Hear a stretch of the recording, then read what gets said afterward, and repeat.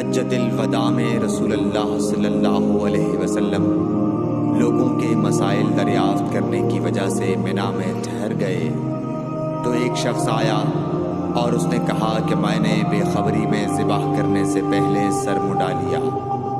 آپ صلی اللہ علیہ وسلم نے فرمایا اب ذبح کر لے اور کچھ حرج نہیں۔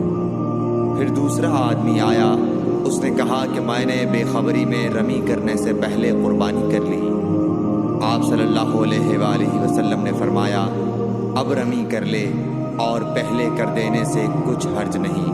ابن عمرو کہتے ہیں اس دن آپ صلی اللہ علیہ وسلم سے جس چیز کا بھی سوال ہوا جو کسی نے آگے اور پیچھے کر لی تھی تو آپ صلی اللہ علیہ وسلم نے یہی فرمایا کہ اب کر لے اور کچھ حرج نہیں۔ صحیح بخاری حدیث نمبر 83۔